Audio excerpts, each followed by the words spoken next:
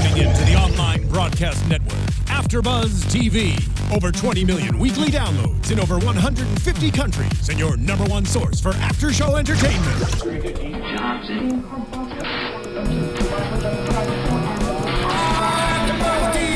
AFTERBUZZ TV, the destination for TV superfans, producing aftershows for over 300 of your favorite TV shows, interviewing celebrities and showrunners, and bringing you behind-the-scenes exclusives. All thanks to E! Entertainment's Maria Menounos, producer Kevin Undergaro, and internet leader Akamai.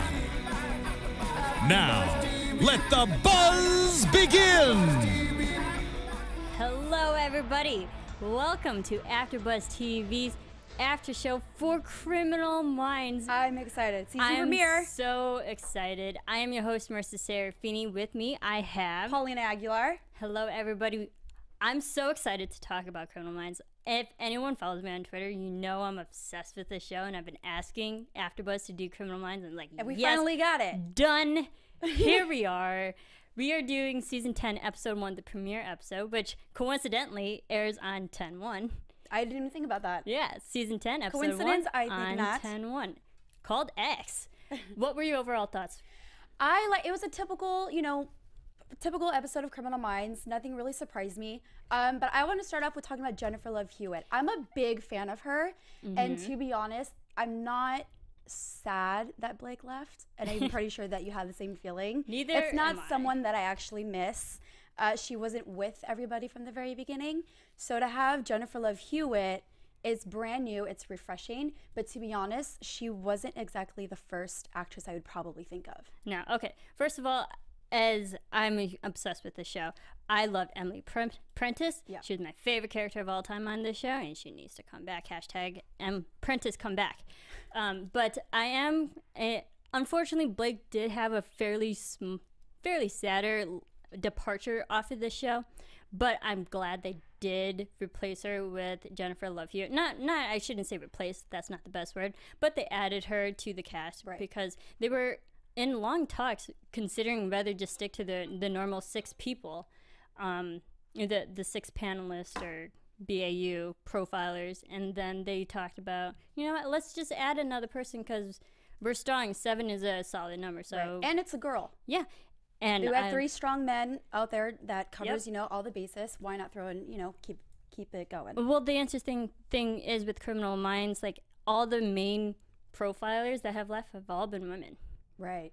They've all been women, so it's only fitting that they would add another one. But I love Jennifer Love Hewitt. I think her character is going to add a lot more emotional depth to this, because a lot of them individually, they're so A-type, very strong personalities, alpha personalities, and I liked how she kind of brings a softer side to she will bring a softer, more emotional side to this whole and this group. role is just different from what she's done before. I saw her on the client list, and so I actually saw her on Jimmy Kimmel interviewing about the show, and she was just as excited, and it's just so different. Yeah, so it's nice to see her in that genre. I'm glad. And also, she actually has history with Erica Messer, one of the creators and writers for Criminal Minds. They go back to Party of Five. I was a fan. I was probably like 3 years old when that came out, There but I'm you still go. a fan. So yes, I'm very excited to see Kate Callahan, her new agent, add more to this show. It'll be fun. You know what? Let's get into just the overall case. I mean, very Criminal Minds. I love how they just start us right off. Very intense. When we start Cut off a couple limbs, Yeah. but it's so scary, the fact of how they captured these girls. Like, you think about it, it's like they're running down the street in broad daylight, and they just get snatched. You have no idea. And the fact that the guy who's buying the limbs, later on, if you see in the episode, is a dad. Yes, and A dad. Well, and I think that's the great thing with Criminal Minds, because it shows that all the unexpected people, unseemingly people that we see, like, are doing it. Right. And you wouldn't even think it would be this kind of person. And that's the great thing with Criminal Minds, that they just really delve into the profiling. And I think it's so incredibly And they smart. catch you off guard. and they throw in twists and turns, and that's why I love this show. But, okay, so we start off the whole episode. There's a little boy running outside. He comes across this location. There's a dead body that's naked. and boom, there goes our episode. Already one dead count. Right. That's great. And then we get into the whole, the parade, I guess you can say, when they're all meeting at the round table, and they're going over the case. And I love, my question was, like, how fast they were getting answers. Kate Callahan onto how into fast the group. they hired her. Like, hey, you got the job, by the way. You're perfect. Hey, let's go. Yeah.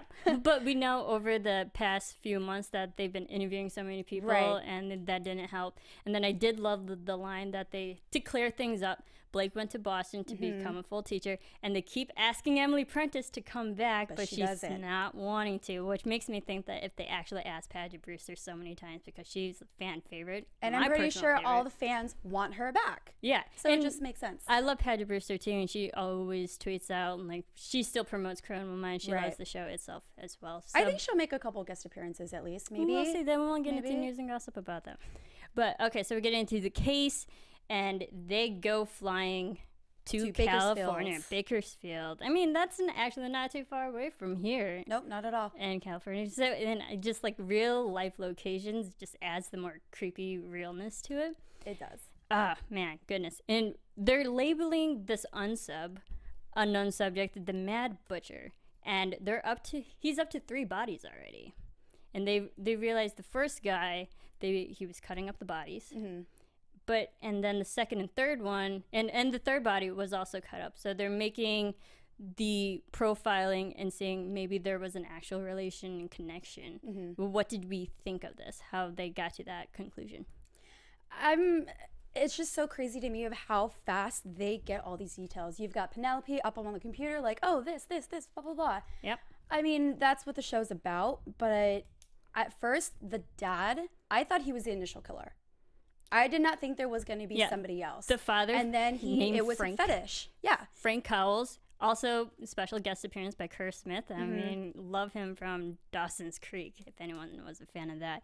Kerr Smith, it was nice to see him again, but the interesting thing about playing this father, he seems like a really normal, great dad. Right. Teaching his kid and being good on a geographical location, even quizzing his kid about something as simple as sending geography. him off to school. Yeah, and it goes back to who knows that the most unseemly guy could have this fetish, and I believe they called it acrotomophilia. Acrotomophilia. There you go. Which is a fascination with amputees. Okay. Yeah, and body parts that have been amputated. Which this is fairly new. I haven't seen this. Out of all the episodes of Criminal Minds, this is a new one. Of all things to bring up that's new, amputees. I mean, we have seen a lot of cases where unknown subjects have ripped off arms and ligaments like that, but to have a fascination over that. That's just creepy. Ooh, a whole nother case that I want to learn more about. But we find out that this Mad Butcher that they're calling him, he used a long-armed blade. And he's very strong. And I love when they actually go through all the profiles and whatnot. So they go to the medical examiner and they find out that this man used leather to bound his They figure out that he's victims. not medically trained, but a hunter, a butcher, and all that stuff. Yep. And I love how they give the profiles. It's just so quick. They already know. paced. They've worked so many cases that They're it's so like smart. second nature to them. Yep. They're so incredibly smart. So we know that he is a 20, 30-something white, strong male, and who probably has, that's kind of jumping ahead. I was going to say menial job. But job loss, menial, he's sophisticated but smart. And from the pictures, he was close with his family. Yes. And which doesn't add up to the profile. Right. I mean, that kind of caught me off guard a little bit. I thought so too. And this is where it kind of gets confusing, where they add that twist.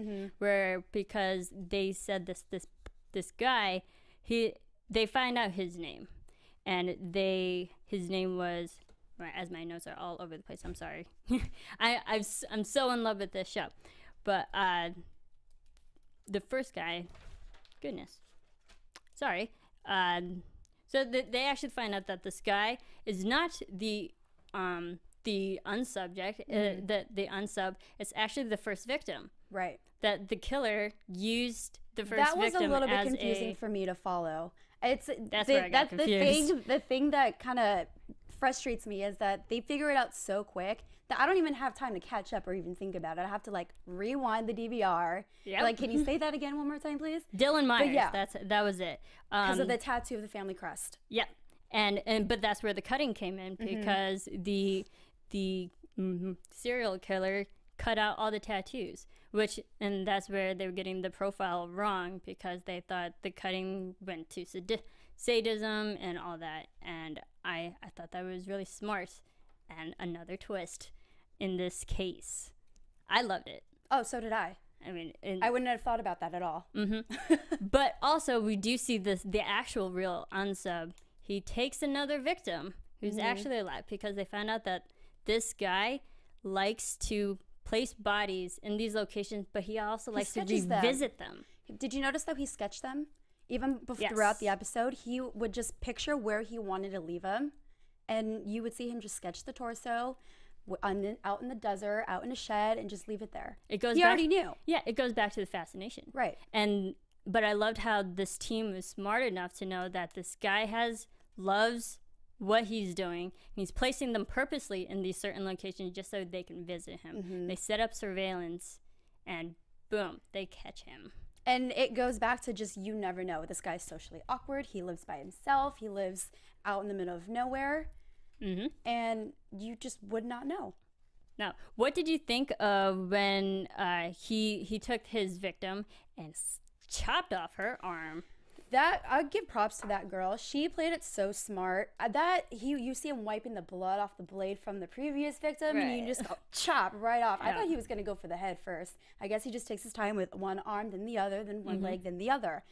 That, I don't know what I would do. No. If I were her, I would be screaming for life. I would be more freaked out than probably what we saw on the screen. Yeah, great actress for that. Oh, yeah. I thought so too, because they did mention the line that he cuts at a certain length in the vertebrae, which is around the chest area, because they realized this victim, because he's so smart, that he cuts the chest area, that they can stay alive. The surgical, right? Because they can go back to anyone who's had surgery with the breast implants, and that has serial numbers, so we can find out track if they were related. Yeah. Another thing that a lot of people wouldn't think about. Right. And then she played it smart when the fact that she just kind of played with him. You can tell that not only did he live by himself in such a deserted area, but he was just lonely. And that's what she used. All she said was, I can stay here with you. What's your name? My name is what? Christine? I believe her name is Christine. Yeah, her name is Christine. Christine Lack, who actually ended up being on the missing list. Right. So, and they realized that she was the one in contact with this Dylan Myers, who actually was the first victim. Yeah, that's crazy. But she played it so smart. She caught up on that he was lonely, played that, and then it just got to him. Saved her life. It did. It was just a touch of when she touched his face, and you can just tell that that's what he needed. He needed someone, to care about him, someone to, in a sense, love him, and kind of get that sense of feeling a little bit. And that was so smart. And then we see her getting up. She asks for a blanket, and then she asks for a walk. I'm like, oh, this girl's so smart. Brilliant. Yeah, it is. And then she tries for the blade, and right when she tried for the blade and he stopped her, he knew. I thought that was it. I didn't, and then all of a sudden she goes boom and just headbutts him. I mean, tough girl. I'm Talk glad about kicking some major booty. Yeah, go woman part. I'm glad that they didn't kill the main victim in the first episode of the season. I mean, we're going to get a lot of body counts. Yeah. This is Criminal Minds. Right. But the fact that they started off the season with one good save, I mean, it sets the tone that this season's not we're going to have, again, a lot of deaths. But there's hope that they're going to have a lot of successful cases. And I like that she kind of saved herself in a way. Like, usually we see someone's tied up and they come in and they shoot them before something happens to them. I like that she was young, she was smart, and she basically freed herself. She got away. Yeah, she did. But before she really got away, they catch him, and poor Kate. I mean, her first day on the job, and she already gets gets clobbered by him. Yeah, but I think she knew what she was getting into. She's a tough chick. She's been with the FBI for what, 8 years, they said? 8 in the Bureau for 8 years. Yeah, so she has some experience. And I loved how at the end of all that, when they're on the plane, just bonding over battle scars. I thought that brings a little bit more spice, a little bit to some the show. levity to the show. Yeah, definitely levity. It's not just about death and about guns and shooting and blood and all that stuff. They actually, you can tell that's just how they bond. And I think for a job like that, you kind of need to talk about it. I think that's something I would do. Like, hey, guess how I got the scar? You know, you joke about it. Yeah. And I think that's just a process of having the job. That's part of it. And I love we're going back to just Kate's character and how she's going to bring a lot of light and humor and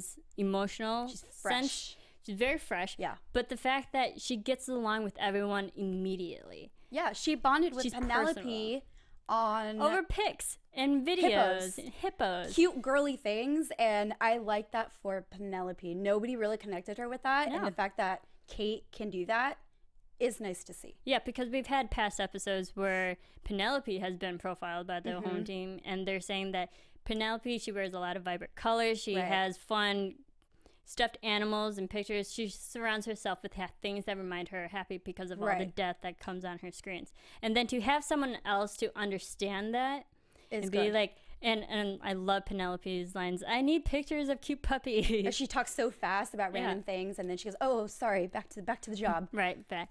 And then also just Kate just bonding with everybody else, too. You know, I know we're going to see this throughout the whole season, but I kind of wish I saw her maybe kick a little bit more butt when she got caught for trying to crawl under the truck. I kind of wish she would have like maybe a little nice kick to the stomach, something, you know? But we're going to see that later on in the season, obviously. We're going to see that with JJ. JJ's the one that kicks ass. Oh, I love her. She's my favorite agent. She's my favorite.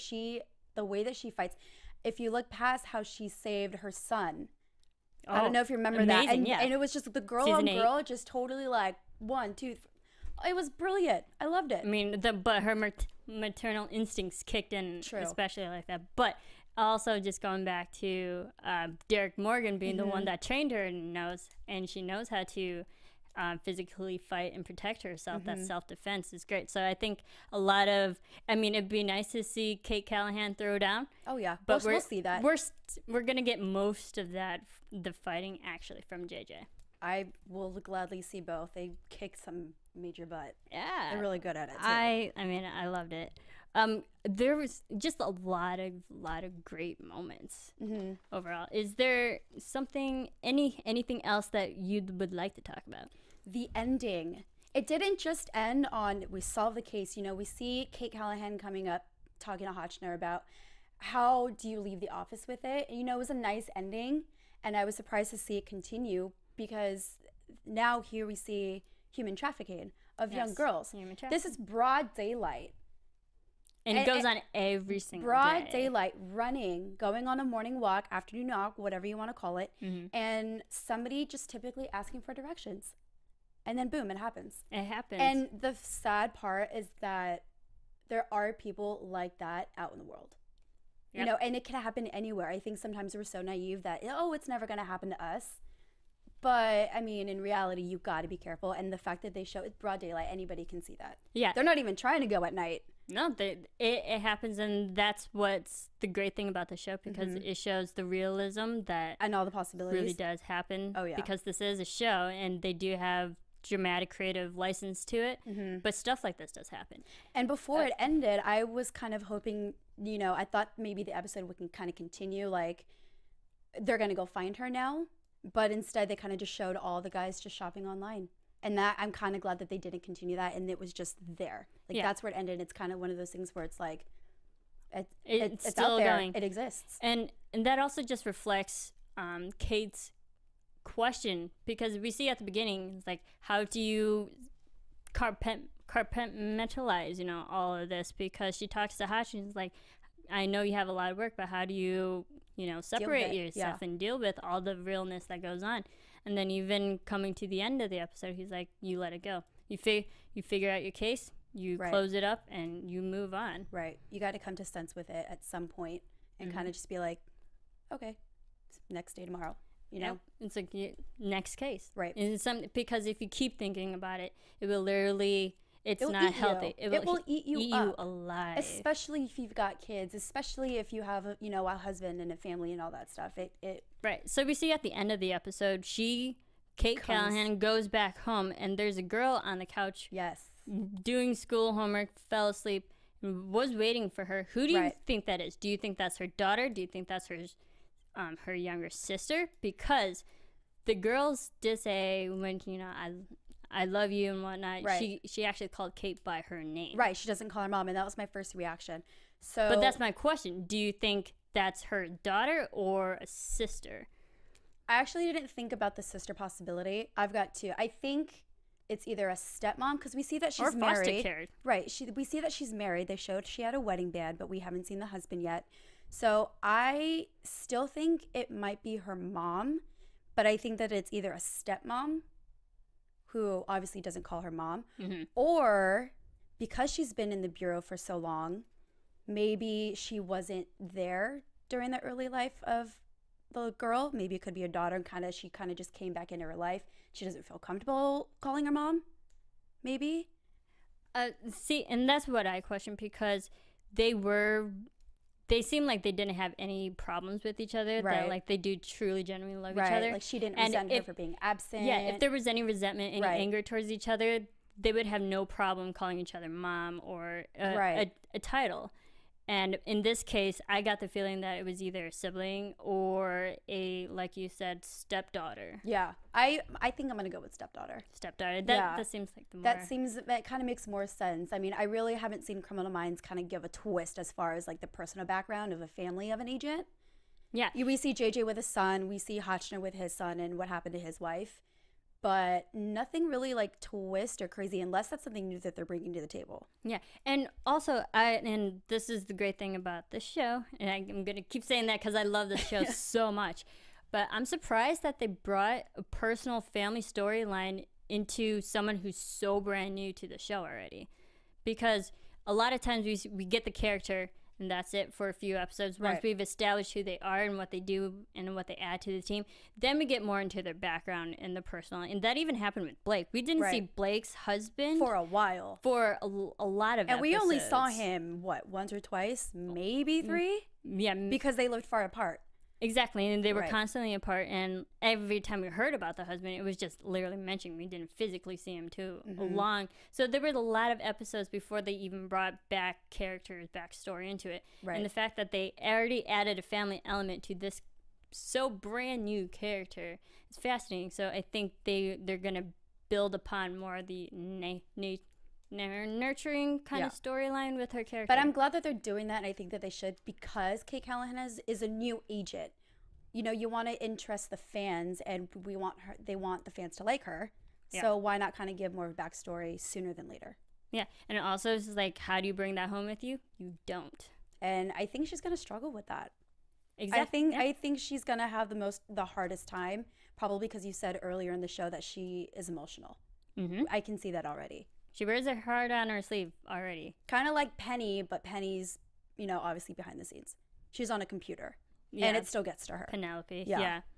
But I love how Garcia was actually there for most of it too, because we get her perspective, and when she's there, she's the one that feels the most emotions out of everybody. Right. And now to give that kind of responsibility to another teammate, or even to share it and kind of bond on it. Yeah. That's something that they have in common.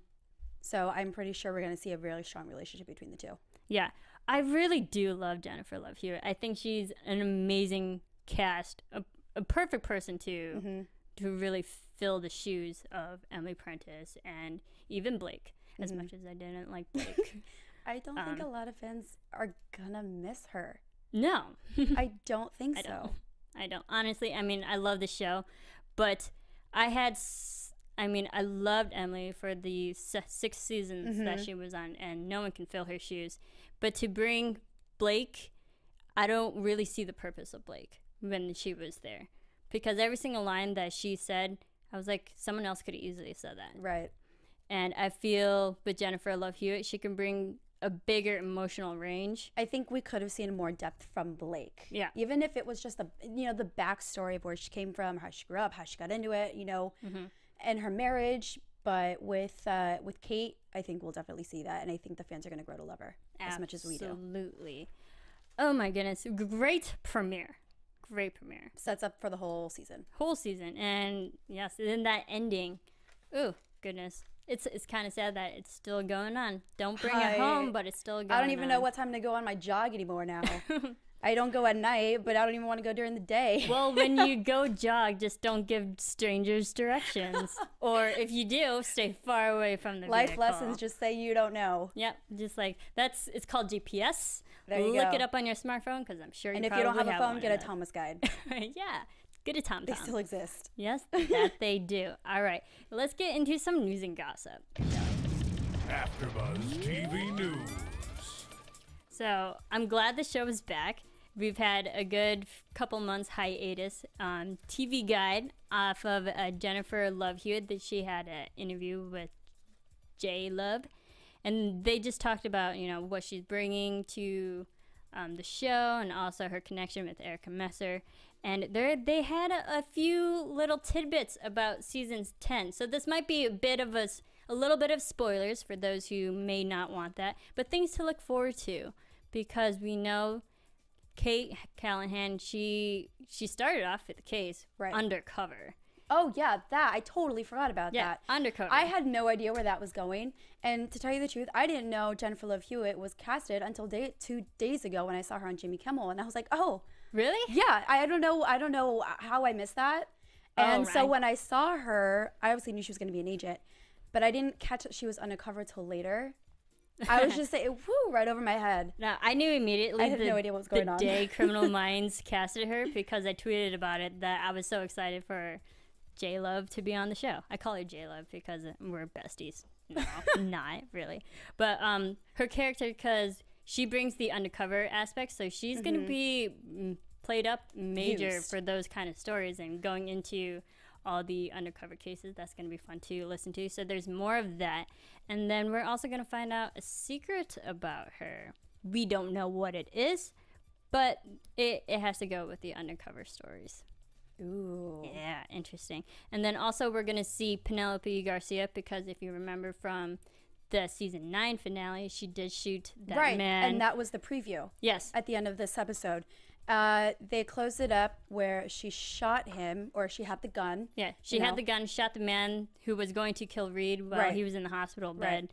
But she's going to be suffering some PTSD a little bit, because we know Garcia's the most lightest one.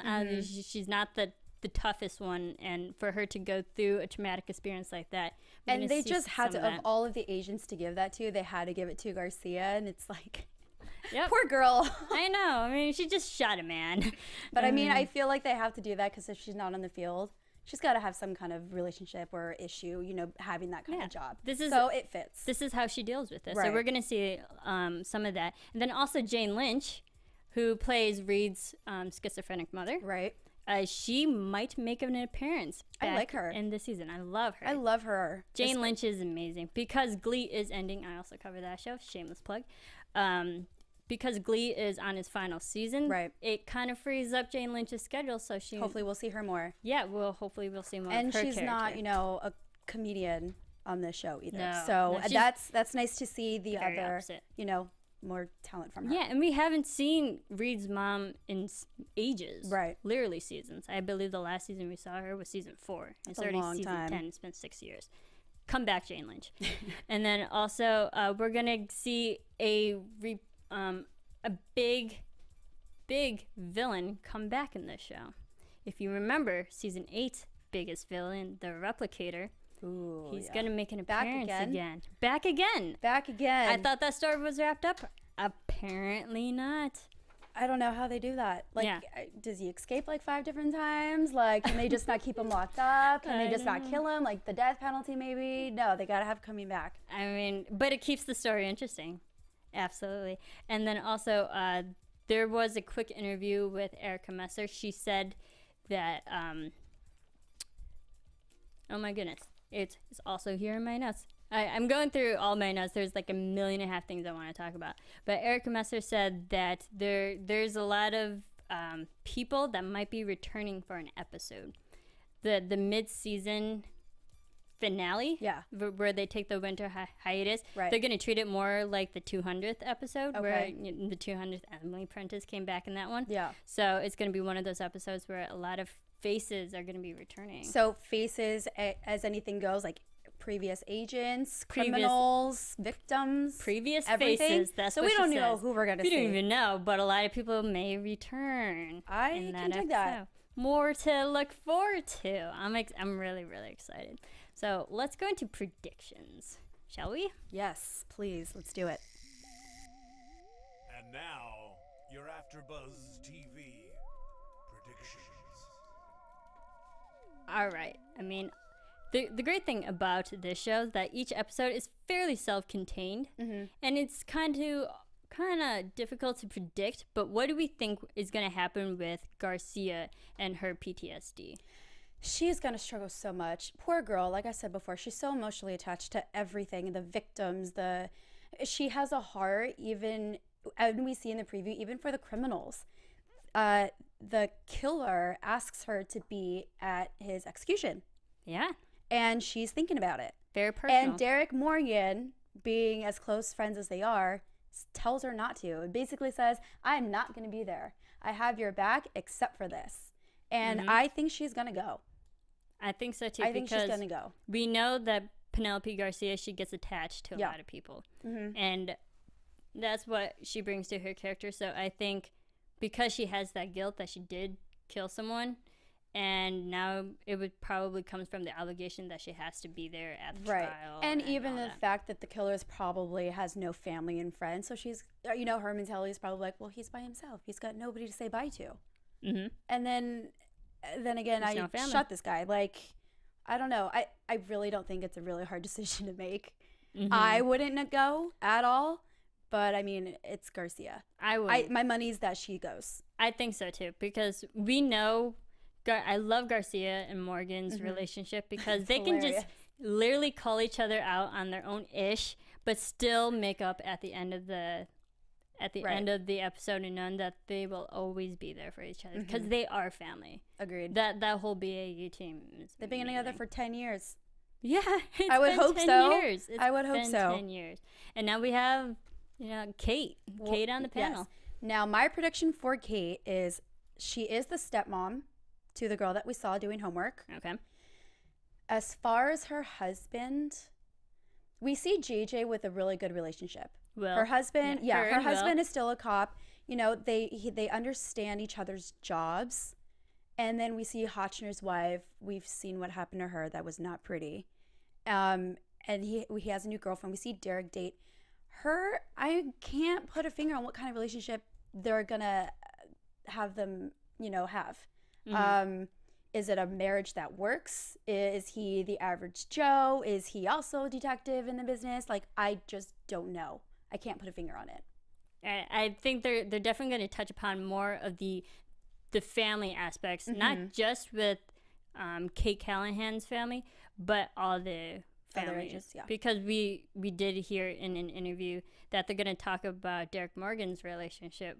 I need to see more of that. With his girl. Yeah. They're going to definitely delve more into that storyline and if they really are dating. And so there's going to be more personal backstory to everybody because they have been together so long. We need that balance between just the work and their personal lives. Right. So I'm really, really excited. The whole cast was really super excited about the show. I do have a picture. The cast of Criminal Minds was live tweeting during the East Coast feed, the premiere, and it was awesome because it looks like they're at the CBS studios and just watching it because they're also there with the cast of Stalker, which is airing on CBS right after Criminal Minds. I'm excited for that show too. So they're cross promoting each other. They're really great. It looks like they're having a really great time. For all of you who are watching the video, there's the cast, and that's so important to have, considering that the show is 10 seasons long. Like the cast is still strong. The cast still is involved. And it's nice to see. Yeah, and AJ Cook, she, you know, who plays JJ, she was live tweeting. Her tweets were the funniest things ever. Like, yes, run, girl, run. When the victim got away. I mean, I seriously do. I'm obsessed with this show, and I'm so excited that we're talking about it, and I'm so excited for the after shows to come. Girl power. Yes, absolutely. And I love the girls on this show because they're so badass. Oh, hell yeah. All right, I'm excited. Where can everyone keep talking to you about this amazing show? You guys can find me on Twitter at _Paulina Aguilar. Questions, comments, concerns, give them to me. Yeah, and this is a brand new show on AfterBuzz TV, one of our many shows we're doing here. So rate and comment on iTunes, download us, subscribe, tell a friend.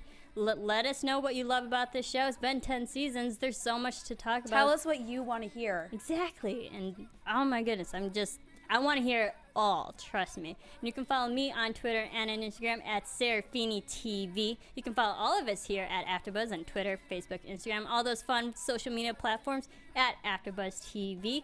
We will see you next week for Criminal Minds. Woo woo! From executive producers Maria Menounos, Kevin Undergaro, Phil Svitek, and the entire AfterBuzz TV staff, we would like to thank you for listening to the AfterBuzz TV network. To watch or listen to other after shows and post comments or questions, be sure to visit AfterBuzzTV.com. I'm Sir Richard Wentworth, and this has been a presentation of AfterBuzz TV. Buzz you later! The views expressed herein are those of the hosts only and do not necessarily reflect the views of AfterBuzz TV or its owners or principals.